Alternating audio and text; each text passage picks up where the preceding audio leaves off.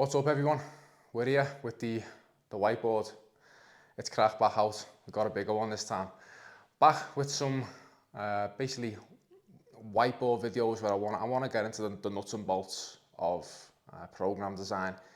I'm going to go over training splits over the next couple of weeks. I want to try and educate everybody just on my whole thinking behind programming, everything to do with training right now. It's changed over the last even 2 to 3 years. You just continue to develop and get more knowledge. So it's time to spread some of the knowledge on and what I've learned again over the last couple of years, because we're always trying to update what we know and get better. That's part of being a good coach, a good practitioner, a good bodybuilder. You're always evolving, you're always learning, you're always seeking more knowledge, more experience. And again, some of the stuff that we're going to go over now is it's going to help you all out. So what are we going over? I want to start off with designing a training program. Now again, I do this pretty often with obviously new clients getting set up. What are we looking at? What do we look at when we're designing a program for someone? Now obviously we know there's going to be variability between people. What does a certain physique need? How often can a person train? What fits their lifestyle? We know all that basic stuff. But the first thing when we're designing a program, first thing you have to go over and you have to look at is adherence. That's number one. Whenever we're designing a program, if a person can't stick to it, it doesn't matter if it's optimal on paper, right? They have to be able to stick to it. That's the foundation. If it's optimal on paper, but they can't stick to it, well, it's pointless, right? Because if someone's not going to follow through with the work, what difference does it make? So adherence is number one, right? Now, number two, this follows on from adherence. You have to go through a needs versus wants analysis. You might want to train 4 days a week and you might want to train upper body every time and you might not want to train legs. But if we look at your physique, you need to bring up your legs. You've got weak legs. So you more than likely probably need to be hitting your legs quite frequently, twice a week maybe sometimes even upwards of 3. So going through your needs versus wants analysis, it will dictate what you need to do to step forward versus what you want. Now, also at some point, you will have to make a decision about, okay, what is best for my physique? Am I serious about results or do I just want to enjoy my training and just adhere to a plan that I enjoy and not really care about the results too much? You have to try and blend the two together. You will do what's necessary to get results. That's what goes through the needs versus wants analysis. If we just do what we want just to enjoy training, I totally understand the adherence elements of that, but a lot of people, what keeps us coming back is seeing the results. So you need to find a training program that is going to get you results. You have to go through, again, this is what you need to do. We stick with that for a period of time. That's what's going to bring results. Results that brings the adherence. Does that make sense? It's not always about doing what you want. You have to, do what you need sometimes, and then you stick to that as well. That's the key. It's not just doom. Everyone wants to go in and train chest and biceps. Some people, you might have a weak back. You need to prioritize that. Weak legs, you need to prioritize that. So you have to go through needs versus wants analysis. That is vital, okay? The next thing, it's obviously how many days can we train, which again comes in with the needs versus wants analysis. You have to find a structure what you can fit with. If you can only train, 3 days a week, okay, well that's going to influence how we're going to set up. If you can train 4 or 5, great. We can split our things into potentially upper lower push-pull legs, whether you need to do a full body split, whether that suits your structure better or what you need. So that is very important to try and manipulate our variables into the days that you can consistently train. Again, comes into adherence. We have to put that in there because it's basic, right? Now, this is where it gets interesting.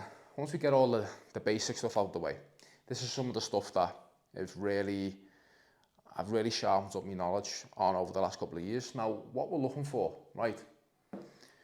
If we want to grow as fast as we possibly can, we want frequent bouts of stimulus recovery adaptation. Training session, that's the actual stimulus. That's going to send an adaptive response. All our hard sets that we're doing, we're pushing our sets close to failure. We're getting those reps towards the end of a set. that's going to send the stimulus and the adaptive response to the body outside the gym with our rest days. Again, that's where the recovery processes go. Rest days with sleep, nutrition being on point. Then that's going to allow these adaptations to take place. So you should be thinking, the more bouts of that we can get, the better. We're going to grow a lot faster with more frequent bouts of this than if we do less frequent. So bear with me with this one.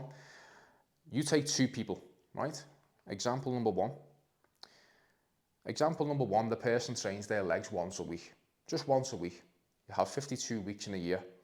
So they've got 52 bouts of stimulus recovery adaptation for their legs, and that's over the course of 1 year. Person B trains their legs twice a week. Now they go from having 52 bouts of stimulus to 104 bouts of stimulus. If you put those people side by side at the end of the year, person A has had 52 bouts of leg stimulus, person B has had 54 bouts of leg stimulus, both training with, good intensity, all out of the variables on point. Who do you think is going to have grown bigger legs? It should be obvious. It's the person who's got 54 bouts of stimulus, or the person who's got 104 bouts of stimulus versus 52, right? That I want you to understand that. The more frequent bouts of stimulus recovery adaptation we can go through, you're going to see faster results. Now, it's about trying to find our parameters and our variables with our training program, which allows us to set up in a way that we can do this, right? So, the basis of training, stimulus recovery, adaptation, and progressing our lifts in that 5 to 20 rep range, okay? That is the basis of growing muscle tissue. So, you should be thinking, okay, well, how can we get frequent bouts of stimulus recovery adaptation in order to allow us to progress our lifts over time? That's the king. That's what we're trying to find with our program design. If we can manipulate our variables in a way to allow frequent bouts, stimulus recovery adaptation, which then allows us to progress our lifts over time, that's the king. That's what will build muscle tissue as best as we possibly can. So, how can we progress lifts in the 5 to 20 rep range with good technique? That's also key. Again, if we're changing technique just to shift more load, that is not progressive overload. So we want to set our program up in a way which allows this to happen.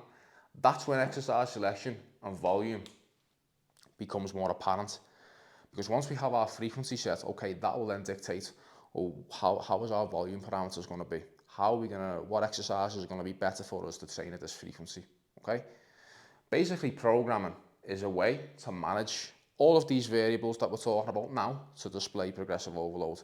That's what it's all about.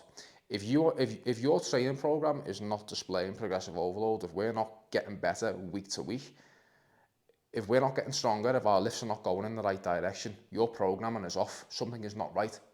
So that's where it's getting everything set up to allow progression in the 5 to 20 rep range to happen, having your variables, your frequency, volume and intensity, having those set up in a correct way to allow frequent bouts, stimulus, recovery, adaptation. That is the basis which then allows that to happen. Does that make sense? So, where am I going with this? You've got the main variables that we can tinker and the dials that we can turn with training. You've got your frequency, your volume and intensity. So as I've been speaking about here, frequent bouts of stimulus is king. So we want a decent frequency. So we want our frequency to be, decent. How many times are we hitting a muscle group each week? So for a lot of people, if you're going to train with a higher frequency, I'm saying higher frequency is maybe at least twice a week. That seems to be a sweet spot for a lot of people. Hitting a muscle group twice within a 7 to 10 day period, that's a decent frequency. If you're going to train with that amount of frequency, your volume in these sessions, it has to be down a touch. You can't train with high frequency, high volume, high intensity all together. You can't. You will not be able to go through stimulus recovery adaptation. That's the key. You have to be able to go through these bouts. So that's where you have to get these variables right. If you are going to train with higher frequency, again, volume parameters need to be down a touch because you're going to be training intensely. Again, watching this video, I'm hoping that we're all training intensely, we're all pushing our sets to failure or very close to it. I'm not trying to fuck around with all that other 4 reps in reserve stuff. I'm not here for that. We're pushing all our sets. So if frequency is up, your volume has to be down to manage the higher frequency and the intensity. Does that make sense? Now, the other way that people train, you can train higher volume but your intensity is going to have to be down. You can't train high volume, high frequency, high intensity. It does not work. You have to mitigate and change these variables.